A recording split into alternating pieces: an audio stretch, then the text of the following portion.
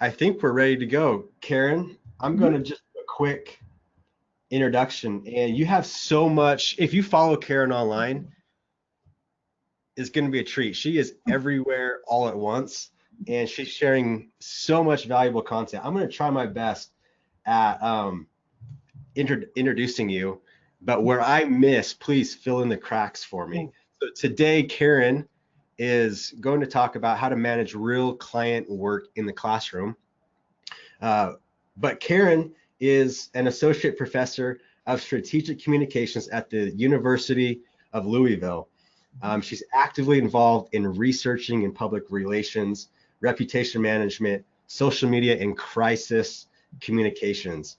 Along with the research that she does, she also tries to inspire and brainstorm creative applications for this research, not only to the scholarly community, but also for businesses and agencies in public relations.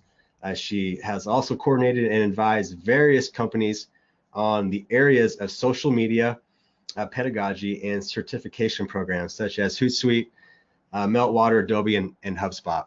Uh, Karen, do you want to kind of talk about some of the cool things you're doing with your own community on Facebook with your groups? Yeah, absolutely. So I've had a chance to manage and oversee a great social media professors group on Facebook for about 2 years now. 2 years ago, we started this group. And so it has over 900 members, which is really exciting from all over the world. And everyone is sharing ideas and really getting inspired with sharing their assignments. And so Scott, our previous speaker, has been tremendous in sharing great SEO materials and providing some guidance and helping out everyone. And that's the whole business about what we're doing is we're all part of the same page and learning together. And so that community has really grown to be bigger than I ever thought it would. But it's really wonderful to see how many people are willing to share their ideas and resources with each other. Awesome. If you're not a part of her group, we'll drop a link in the presentation notes after this, so that when we email those out, you'll be able to go there and check it out for those who aren't already a member of Karen's Facebook group. So Karen, thank you so much. I'm going to give you the presentation Okay. controls here, so you should see that pop up here shortly. Okay.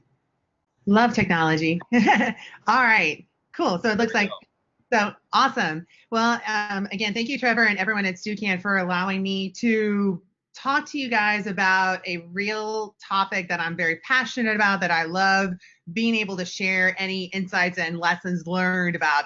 So I'm going to be talking a little bit about how to manage real client work in the classroom. So what I'm going to be doing is talking a little bit about how I got started with this and what are some of the benefits of client work in and out of the classroom. And I'm actually going to talk to you guys about a very current case study. So I'm basically in the middle of the biggest client project that I have so far in my career. We're working with the Breeders' Cup that will be here next week in Louisville. But I'm going to talk to you guys a bit about some of the lessons and deliverables that we've already been able to incorporate, and some other additional lessons that I think is really important for us to keep in mind as professors. And really, like Scott, I'm an open book, and I'd be more than happy to share any resources, tips, and guidelines on what I've learned over the years. And even this semester, I can tell you firsthand what's going on that I've will be taking away for future classes. So I want everyone to feel comfortable in reaching out to me if they have any questions, assignments, guidelines, rubrics. I'm pretty much an open book, as I've mentioned. And I'm going to talk a little bit about some resources. There definitely are some people who are in, the professors community who really do an exceptional job with managing clients on all different levels, and that have been really doing this and excelling at this for years. So definitely we'll be giving you guys some recommendations there. So one of the things that, I've had a lot of people that have asked me, over the span of the last couple of years, like how I would describe, my work in teaching, researching, social media pedagogy, why I'm so passionate about this subject. And really, I feel that higher ed in many ways is in a midst of a crisis, not just necessarily just for the funding issues that we see, coming across different states, but we really have a perception and reputation crisis going on. And so as a professor, I don't know if you guys have felt the same way going to conferences or talking to people outside the industry. People have various perceptions of what we actually do or how we're preparing our students, if we're really keeping in touch with what's going on in the industry. So I highlighted Gary Vaynerchuk as one person that has really been at the forefront of saying college is not preparing students or young professionals for what's expected in the real world. And really, why is this so important for us? I mean, that it hurts our reputation as an industry, but also as our role as a professor, that we are basically walking in with this kind of cloud above our heads, and we constantly have to prove to people like, no, we're really on top of things. Like the work that student and other companies are doing and helping bridge that gap between education and practice is so crucial. And so why I'm so passionate about client work is this really is a way for us to, again, bridge the gap between education and practice, give students the opportunities to get real world experience in a setting where they're able to manage content, they're able to create some deliverables, and they are able to take away these insights and experiences and assets essentially to share to future employers, to future internship opportunities. And really, this has been something that I believed in for the last couple of years. My first experience with client work myself was back in 2011, and I've incorporated client work for all of my social media classes. So we basically give students an opportunity to work hands-on with a real client in our community. And so it's crucial, to have this experiential learning component in it, just to kind of show people, especially in the industry, we're not only preparing our students, let us show you what we're doing. And the benefits, again, for real world client, I mean, it's tremendous. I mean, it is a lot of work. I mean, just not to sugarcoat that, there's a lot of preparation, coordination, and oversight that you as the professor kind of have to do. And I'm a big believer of inspect what you expect in the classroom. But there's a lot of benefits here, and I would strongly encourage you guys to consider incorporating real client work in your class. I mean, the first and foremost is hands-on experience for the students. So the students really are not just seeing and reading the content that they see in a textbook, but they're actually saying, oh, this is what it means to do content management for a company, or this is how actually an event will go, and basically how do we keep on managing the messages and the stories and the content that fit the brand strategy. But it's also an opportunity to connect with the community. And I mean, that's the overall goal. Service learning is a big component. I know at the University of Louisville, where I'm at, it's a big emphasis. And so how do we best help the community out? What are projects? What are some things we can give back and help out in our work, in our classes? And I really feel that, it's an opportunity to, again, provide proof to future employers, internship coordinators, and others in the community that not only do you know what you're talking about, you can show people what you've done, what you were able to learn from the experience, and be able to kind of, again, differentiate yourself. But then you can also be able to create partnerships with clients. And so the clients that I've been able to work with at the University of Louisville, I've been able to kind of formulate a formal partnership with them. So if you're looking at potential donations, advisory board members, or other future relationship opportunities, this class could basically be the starting point where the industry professionals have an idea and a foot in the door. They're part of a class experience, and they're able to see, oh, okay, the professors and the department that are doing these client works, they are really doing some amazing things. But I also feel too that brand exposure is absolutely huge. I mean, real client work really does give you some brand exposure for your class, your students, and yourself. And I'll talk a little bit about how that worked out for me for this semester. But it's another way for us to get awareness about what we're doing in the community.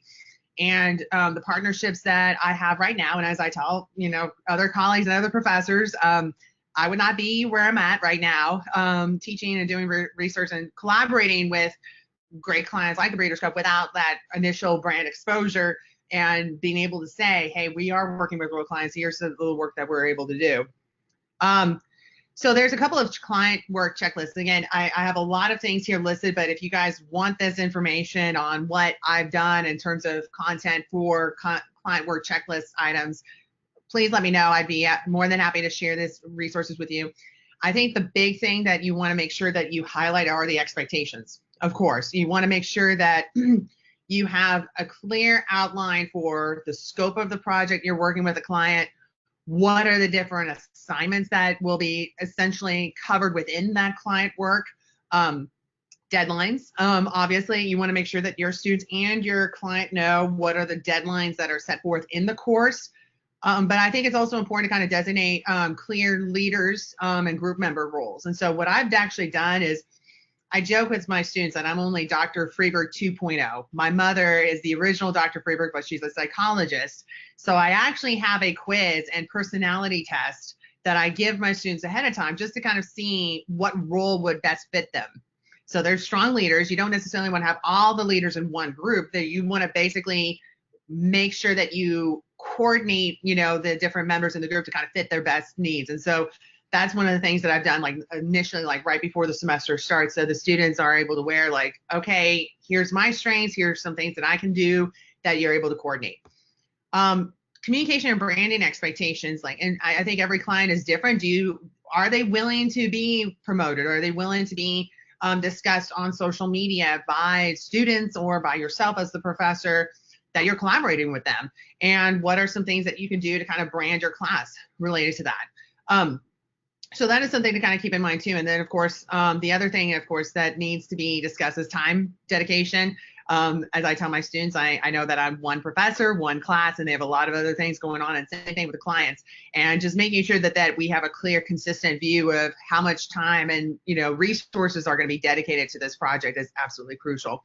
And then negotiations. I mean, I've had other fellow colleagues that have had an actual contracts where they've actually had contracts signed by the client, basically whether it's non-disclosure agreements or basically expectations. So that is one way you can go about in doing this. But I usually have some sort of basis, where I basically say, okay, there needs to be an initial introduction to, the students. They have to come to class, but then also for the final presentations. And so they have like 2 times during the semester where they actually physically come to class. But I think the big thing in this day and age that we have to do is promotion. And really, I love Jeannie Dietrich's model, the PEZO model, paid, earned, shared, and owned. I haven't done any paid media essentially to promote the client work for the class, but I have utilized the different types of media. And as I tell my students, and I actually share this with other colleagues as professors, I mean, we teach this. We teach branding and promotion for our class clients, but we don't sometimes use it for ourselves. So why don't we pitch to, the press saying, hey, look, we're doing something really innovative here in this class. This is a great story. Or write your own story in your blog, or be able to partner with other great organizations. And I'm very grateful to StuCan for being such a great ambassador for professors to kind of show like, hey, this is really cool. Like, you guys should check this out. So you want to kind of utilize some of the same principles that we've talked about in our classes and apply it to your own class to kind of, benefit and market yourself. And most of the time that I've seen, working with clients, they want the publicity. They want to be basically aligned with a class. They want to be part of the conversation. And so definitely think about ways in which you can be your own spokesperson as a professor for your class, for your students, for your program, because you never know who's going to see that content, who would be inspired to see that. They might say, oh, wow, Scott has this great SEO class at Western Michigan.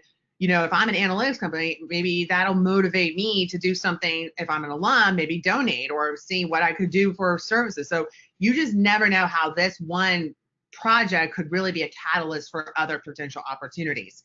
So I want to talk a little bit about the case study that I have here. So I mentioned at the beginning of my talk, I'm working with the Breeders' Cup. So for those of you who have never been to Louisville, we like horses. We're home of the Kentucky Derby, and every year the Breeders' Cup is a race that travels around, so it's never in the same place every year. So this year they're coming back to Louisville. They're going to be at Churchill Downs. And earlier this year, I was approached because most of the time I've done client work on the local side, with local baseball teams, local brands. And I was contacted by the Breeders' Cup, and they said, okay, we're coming to Louisville. We heard about the great work that you've done for your classes, and we've been impressed with what we've seen. do you want to work with us? And so again, this project was as a result of the previous collaborations that I've done. So basically every collaboration that you have and you're able to promote it and get awareness about what you're doing, you could then, move up in terms of getting some really exciting opportunities. So this again is a once in a lifetime opportunity that my students have had. It's our biggest client. It's been the one that I feel has really provided the students with a very comprehensive view of what they're doing. So Freberg PR is our hashtag. So I'm all about branded hashtags, and because it really kind of solidifies your course and it really brings that community involvement with the students. And so it is a graduate level PR course that has a very strong social media component to it. So basically, the overall the partnership. So this is a screenshot of the press release that was given out. So I've written many press releases before, but this was the first time that I've actually been in one. So I was like, wow, this is pretty cool. But some deliverables that we were able to basically have here, and I'll talk a little bit about exactly what the students are responsible for. So they are the official class client for the class. So that is the big premise and overall deliverable for the class. And so basically there's some deliverables. So there were some things in which Breeders' Cup said, hey, we want to work with you, and here are some things that we would like to have help out with. So basically, they wanted a situational analysis on their brand, because the fact that they are not like the Kentucky Derby, they're moving around. So they don't have a stable following in one location, where the Kentucky Derby happens every year, first Saturday of May at Churchill Downs. This is not the same for Breeders' Cup. So last year they were out in California. The year before they were in New York, and then after that Lexington. So they move around. So they wanted to understand where their current brand was, as well as the competitive analysis. They have a lot of competition going on from different sports. And so again, we're kind of in this attention economy where we have to compete with so many other different elements. And so they wanted to understand, what are other sports doing that's working on social? What are they doing that we could take advantage of? Or are there things that we haven't yet addressed as a brand? So, which I'll talk a little bit about and show you guys one of the events that my students were able to help out with early this semester. So we did a media analysis. We have access to Meltwater. So we were able to run media analysis reports. And so we'll be able to do that throughout the semester. I do have a couple of tools that we use for analytics, and that's going to be very important for what we will be going over with the influencer event that I'll talk a little bit about. So I also have the official press release here, and that's resulted in actually a couple of popular press stories. So as you're looking at these partnerships and incorporating real world client information, I mean, a lot of universities, they also are basically pressured to showcase what they're doing on campus, that, basically preparing students for the real world, or any unique stories. And so make sure that you reach out to your Office of Marketing and Communication personnel and just say, look, like, I'm doing this, and they are running around doing so many different things. So sometimes you may have to do your own internal media pitch to get their attention, because once the story is out there, donations, interests, other opportunities can fall into place for you and your community. So here are some of the deliverables. Again, I'd be happy to share these resources and assignments. So as you can kind of look here, my students are busy. They're drinking lots of coffee. Actually, I've converted at least a couple to coffee this semester alone, but it's all good. It's a major food group. But the main project is the strategic plan. So there are two components. So again, we don't necessarily have any final exams in my class. So the midterm report is basically their background research. So they have to do, that's their media analysis, the competitive analysis. They've done some focus groups, kind of looking at what's the perception of the brand. So these are things that they actually submitted a couple of weeks ago. Now their final project is a formal presentation to the Breeders' Cup at the end of the semester with everything, all the edits that they've done beforehand that they need to change, and then basically include all of the work that they've done for the various events. So they also are in charge of creating content planning and management. So again, it's not like we're just talking about content marketing or content management, community management. The students are actually doing that. So they actually have been in charge with some of the Breeders' Cup social media channels. So in terms of writing the copy, picking out the images and content, visual content that needs to be in place, figuring out how to best write content that is established to the brand voice of the Breeders' Cup. And when you're looking at creative content creation, I'm a big fan of Adobe products. And so actually one video editing tool that I highly recommend, playing around with and showcasing with your students is Adobe Premiere Rush. It just was launched last week, and it's kind of a mixture between Adobe Premiere, which is very complicated, but then Adobe Spark Video. It's very user friendly. So what I'm asking the students do, for their event is thinking about how do you create video that is shared directly on social to kind of capture the overall experience. What are stories that need to be told? So they have to kind of put their content creator hat on as well. But each of these messages, each of these pieces of content has to go through the approval process. So they're not just basically having access to Twitter and then basically getting free reign on that. So they have to schedule everything through Sprout Social, and then it gets approved, scheduled, and on the way. So in terms of listening and monitoring reports, 2 great tools and brands that I highly recommend that have been so supportive for professors, have been amazing to work with, TalkWalker and Zoom. They have been amazing to collaborate with and to work on, and these are enterprise tools. And being able to kind of provide open opportunities to collaborate with these tools and these services. They're looking for professors to partner up with and work with. They love being able to talk to students. So definitely feel free to reach out to them. And then the event coverage is basically actually covering the event on social and going to the event. So my students next week will be at 4 different events. So it'll be exciting to see what they do. But I want to show what we did about a month ago. So one of the things that, with working and managing real client experiences is sometimes you as a class get to be not necessarily the guinea pig, but you get to experiment around to kind of see what works and what are some things to do that, a client has never done before. And so in this case, the Breeders' Cup came to us on the first day of class and said, you know what, we've heard about influencer marketing. We really haven't delved into this area, but we have this event at the end of September. Would your students like to run it, essentially? So I told my students it was kind of like Mission Impossible. Basically, like your mission, if you choose to accept it, is basically plan, coordinate, execute a whole influencer marketing plan in 3 weeks. So we did it, so the students were tasked to, basically work on an influencer activation event for the Breeders' Cup.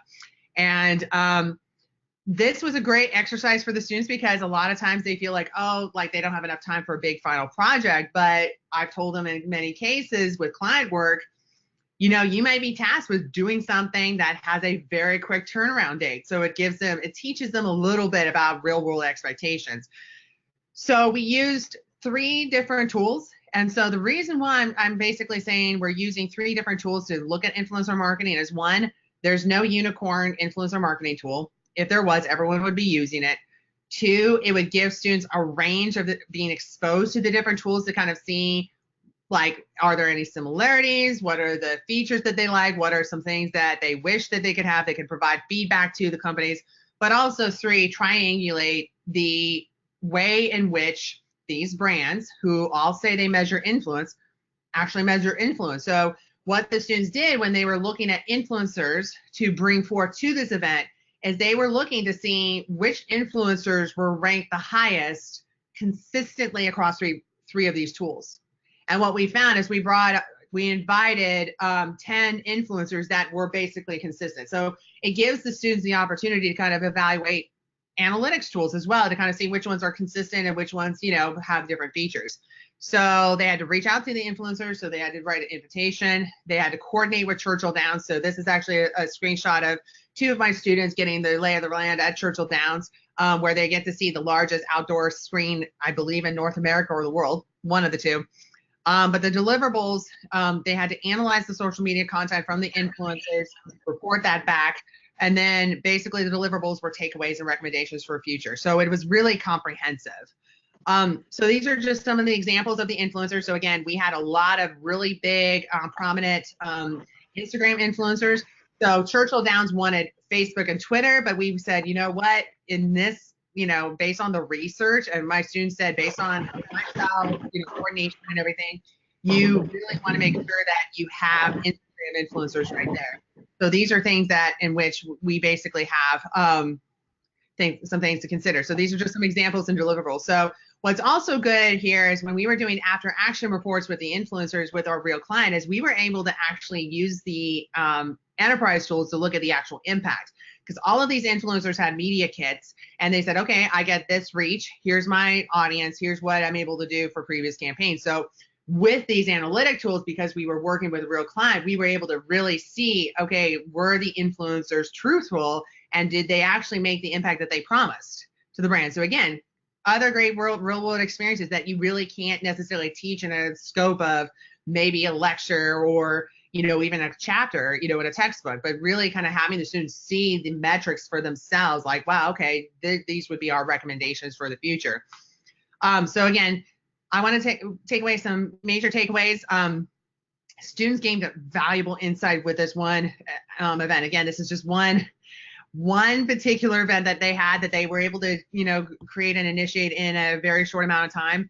But they also were able to also talk about the fact that they were actually able to implement an influencer marketing campaign. So there's a lot of resources out there. There's a lot of assignments about how to identify influencers.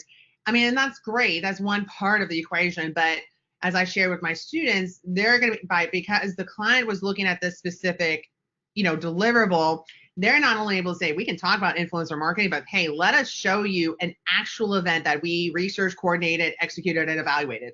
And you just can't, basically, put a value on those experiences for these students that they are able to walk away with some confidence knowing that they were able to, from step 1 to step 4 or 5, to basically go through the whole process. And so at the end, the Breeders' Cup was able to get a deliverable, their, insights on what to do next. And so they've incorporated a little bit more of that for this next week for Breeders' Cup. And again, for future events. So ultimately with client working with teams like this, it's a win-win situation. And that's ideally what you want. So what's next? So next week, I'm going to be pretty much living on coffee along with my students. So we have 2 events, 4 days. So definitely, if you want to see what students are doing, definitely follow the Breeders' Cup next week. We'll be listening, having on-site coverage, and we'll be providing recommendations for the Breeders' Cup at the end of the semester. So it's going to be a busy week, but really rewarding. I think the students are really prepared and ready to, help out, with their clients. So again, definitely next week is going to be a big week for us. So lessons from real world client work. So what are some things that we can kind of take away, and what are things that you guys might want to think about when you're incorporating real world clients in your class?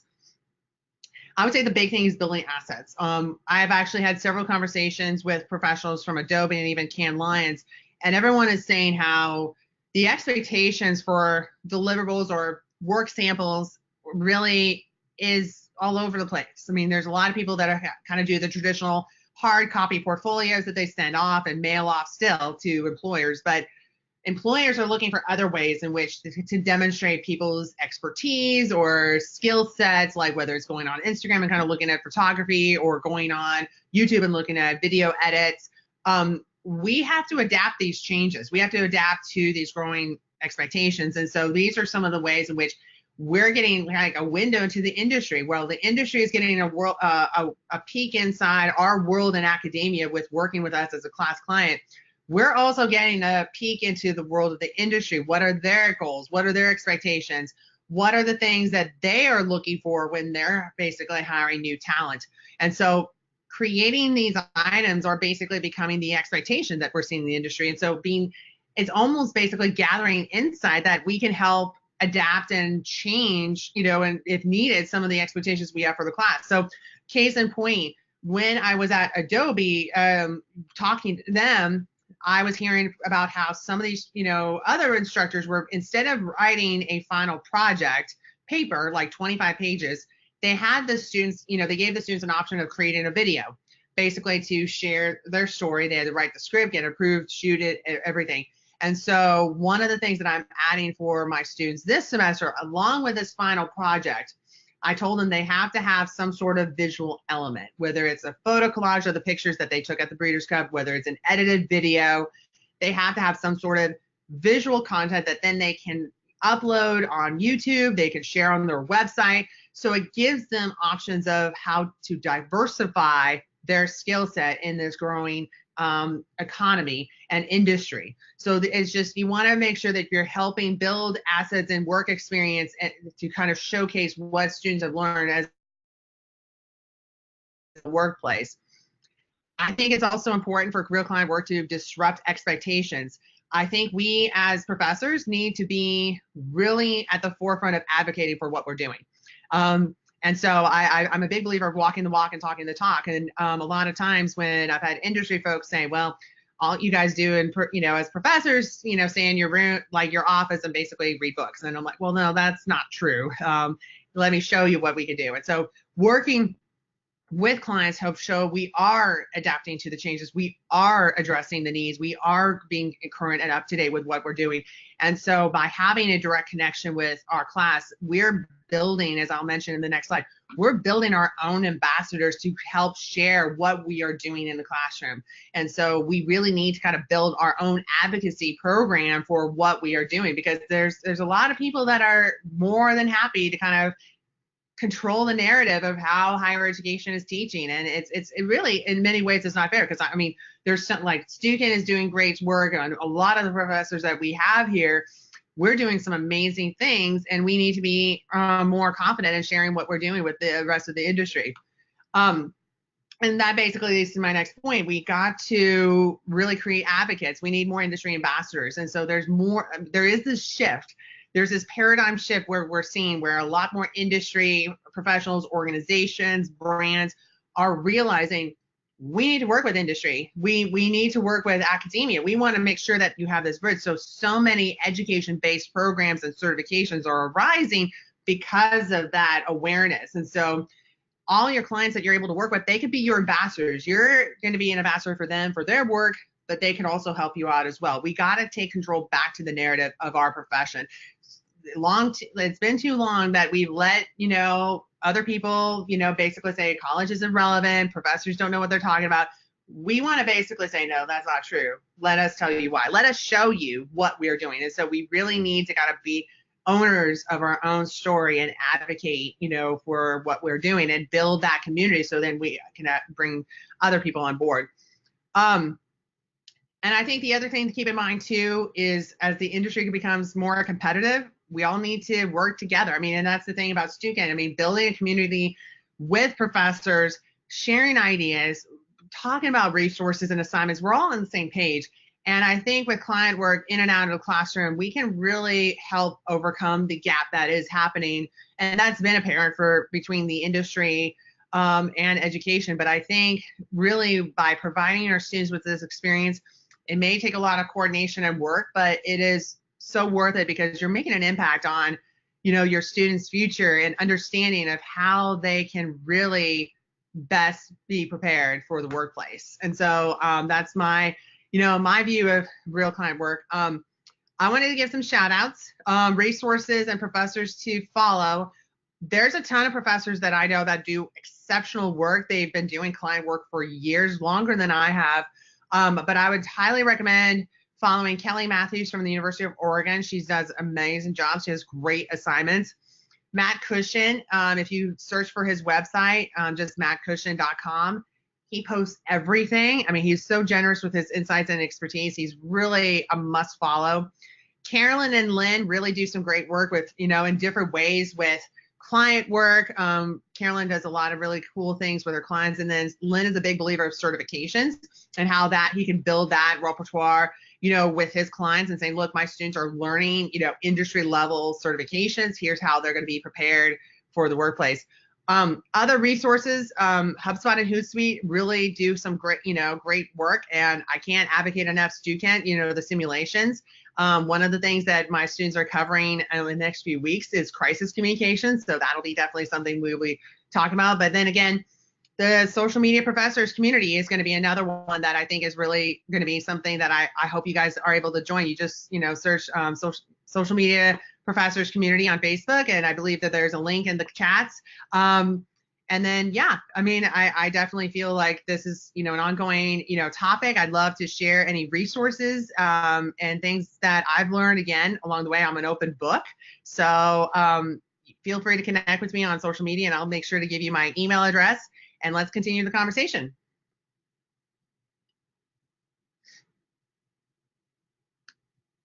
Awesome, Karen. Thank you so much. Thank you. We have some questions coming in.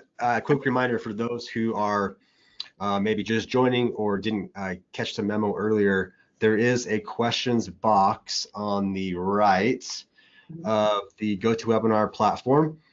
Just type that question in. We'll see it come through here. We'll ask Karen. We have a list of questions to get through right now, but we'd love to answer as many as we can. So. Yeah. Here's kind of a general question. Now, some of these questions, Karen, you may have answered them in your presentation, and the person asking them may have just missed it or just logged in the middle of your presentation. So how can we make education relevant for industry and meaningful for students? What's your mission behind that? That is a really good question, and absolutely. So one of the things that I would recommend that I do actually that I forgot to mention is for my social media class, I actually work on my syllabus maybe a couple of months before this, the semester starts. I always teach in the spring. And one of the things that I've done is I have a group of industry friends who work at various brands, agencies, and who are basically, entrepreneurs themselves. And I share with them my syllabus, and I kind of, in my subject line, I'm like, please be kind, but give me real honest feedback, because I basically have two questions for them. One, am I covering everything that is needed in the industry in my class? In terms of, I give them a little bit overview of my class, what overall goals are. So I have them review that. So that's my first question, is to make sure if I'm missing anything or anything that they feel like it would be at. So I'm very transparent with my syllabi. But the second question I ask them is, okay, if you were going to be in a hiring position, if you had a student that basically shared this syllabus with you and said, okay, I took this class, would you or would you not hire him, or like for an internship or a job? And so those are the two questions I have. So in terms of connecting with the industry, showing people what you're doing. I feel like a lot of industry folks are like, they want to help, but they just don't know who to reach out to. And so sometimes they said, well, I've reached out to one department when in fact they really needed to go to another department. And that's actually what happened to me a couple of times, where my business school at the University of Louisville has a social media class, but is very focused more on just advertising on Facebook. But this, a couple of these professionals were like, I really am coming in from a PR angle.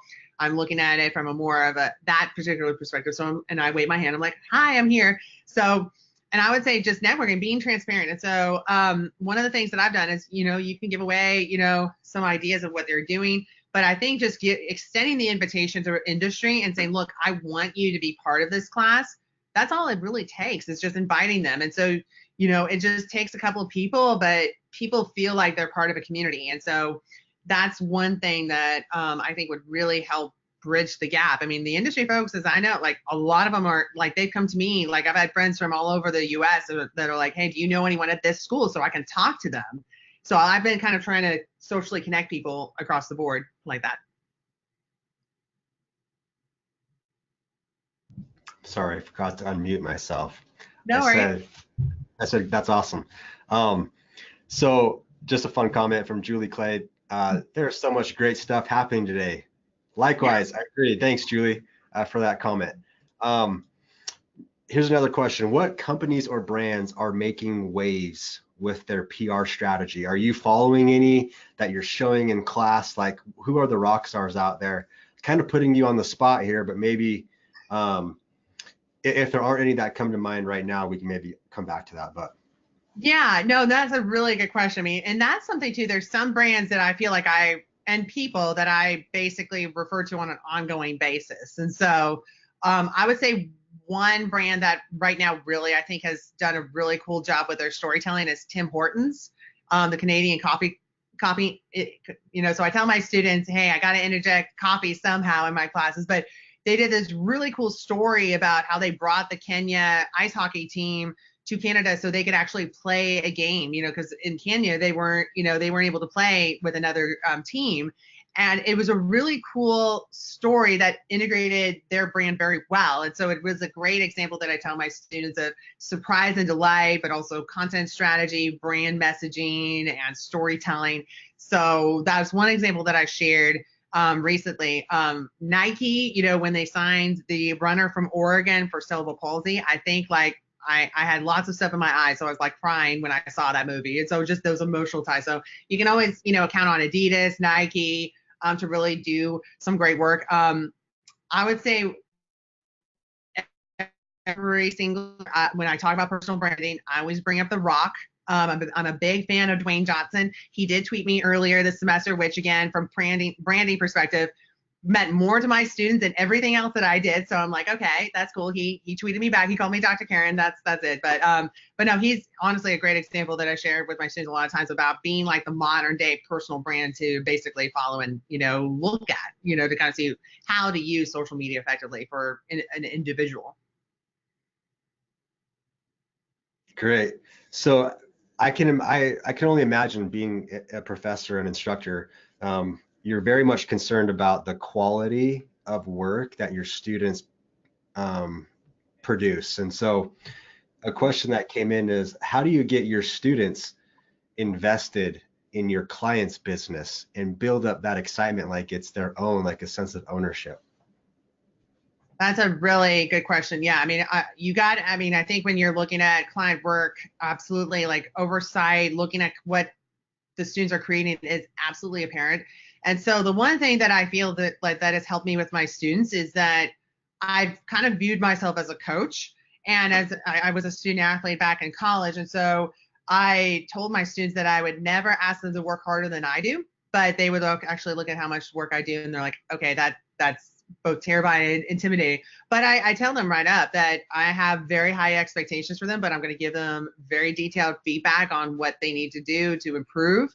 But yeah, I think the opportunities of seeing the impact, like when my class this semester saw the press release, coming out with the Breeders' Cup, it made it real for them. Like, oh, whoa, okay, yeah, like this is happening. And so last week we had this whole photo shoot for a story that is going to be launched right up next week. We'll be ahead of the Breeders' Cup. We have another one tonight. So like the students are able to see like this is a real deal. This is important. So that's something too. If you're able to physically create any kind of tangible experiences that the students can kind of experience for themselves, that they're like, okay, this is happening. Like if you have an event, you're like, okay, I'm here, I'm coordinating, I have to be the face of the brand. In like any type of experiential learning exercises and things you can incorporate in your client work, the better. If they have something that's separate that they don't really physically see, that's difficult. So you want to kind of think about ways in which you can really bring that back home, whether it's bringing them in class to talk to them so they actually see that first person or that human side of that brand, or when they're talking to guest speakers, they're talking about their brand. So they're able to see, oh, wow, you're working with this client. That is really cool. So it gives them that experience that they can relate to and say, yeah, this is a big deal. Awesome. Cool. We have a couple more questions, but Karen's time is almost done. So if you have anything you want to get in front of her, please type those in. Let's talk about a question came in about assessments and grading. Grading. With a client project and client work. What are some of the things, like how do you go about grading participation, quality of work, that type of thing? Yeah, no, that's a big thing. I actually have almost like this pie wheel that I can share with people. So the actual deliverable, the midterm report and final project is like one slice of the pie. But I tell my students there's a thing called peer evaluation, when it comes to group projects that I like doing, because, and I actually have reports by the group leaders every week. They give me a detailed list of how many times they met, what was covered, what was not. Provide me with any warning signs, so I have a rule of thumb, like the 3 strike rules, like we meet once. Like if you have a student that basically is not doing the work, you meet once one-on-one. The second meeting is with the group kind of saying, okay, what can we do? And then the third meeting is basically where I tell the group, hey, you can vote this person off, group island, fire them, and they have to do everything by themselves. And the highest grade they can get is a C on the project. I mean, that's the highest. And so by setting your expectations high on that is really important. And the students really like the fact that they have peer evaluations as a core component. The client feedback is also critical. So all the students get to, send off they send off their report. The client provides feedback, and I ask them, if you were to evaluate this, what would you do? Like, would it be something you would accept? Would this be minor edits? And so I give them kind of like their own professional rubric, and they would provide me with that insight. So I have things that I look for writing, grammar, kind of the basics of it, but then also core concepts. Did they get the branding right? Was it professionally, presented? Stuff like that. So it's basically multiple components. But yeah, I mean, I definitely have multiple opportunities for the students to kind of get feedback from me. If they have questions, let's say about their objectives for the strategic plan, they can send those to me ahead of time and I can provide feedback. So the grading is, basically, I give them actual grade for the midterm report and the final project, but I give them like detailed feedback. And so, but I also express my expectations. So I tell my students all the time that I'm kind of like Anton Ego in the movie Ratatouille. Like, I want them to surprise me, especially for great ideas and stuff, but they also need to make sure that the work is professional and up to date. Awesome. I think we've gone through all of them. I don't see any more questions. I tried to pull in some as well on Twitter. I saw some come through there while you were speaking. Okay. So maybe you can hop on there when you're done and address any that Yeah. we didn't get to on here. Question just barely came in. Would you share the scoring guide with us? I assume that's a big yes on that.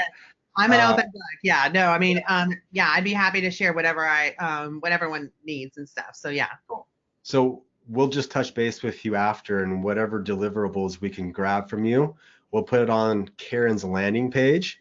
Her landing page will have her presentation video, her slide decks, all of the resources that she talked about. We'll make it extremely easy for you to grab all of that information. So, Karen, thank you so much. Where can people go and follow you? Give us your social handles, and then also where to go to find your Facebook group. Yeah, so I'm pretty much everywhere on social media, but I'm on Twitter at Freberg, Freberg, and LinkedIn, Facebook, Instagram. So I'd love to connect with everyone.